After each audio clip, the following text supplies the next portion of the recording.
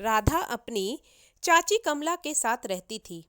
राधा के माता पिता एक दुर्घटना में चल बसे थे और उसे मजबूरी में अपनी चाची के पास रहना पड़ रहा था।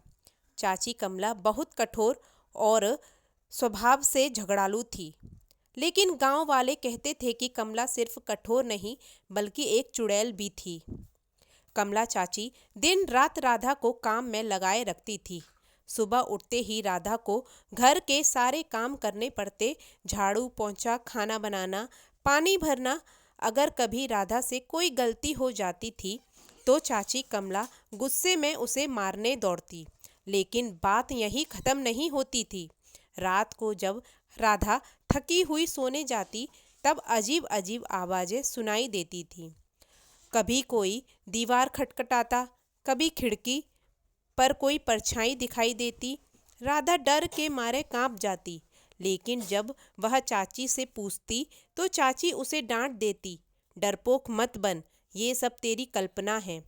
एक दिन राधा को घर की सफाई करते हुए एक पुरानी किताब मिली।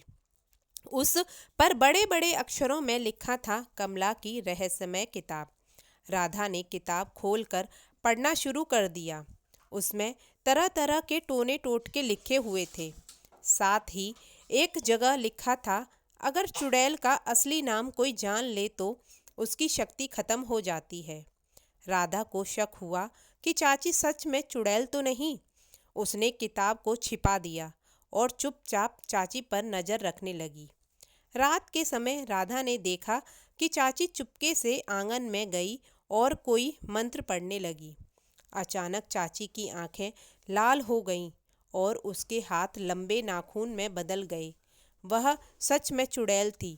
राधा ने डरते हुए वह किताब निकाली और उसके पन्नों को पलटकर चाची का असली नाम ढूंढने लगी। अंत में उसे नाम मिला, कल्याणी।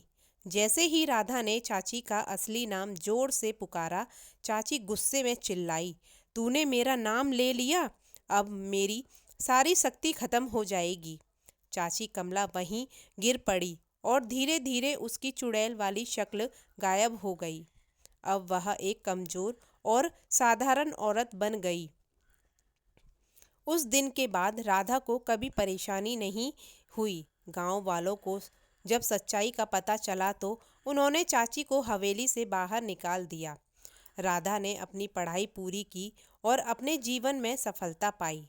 चाची की चुड़ैल वाली कहानी गांव में एक रहस्यमय बन गई थी, लेकिन राधा के लिए एक नया जीवन शुरू करने का मौका मिल गया था उसे।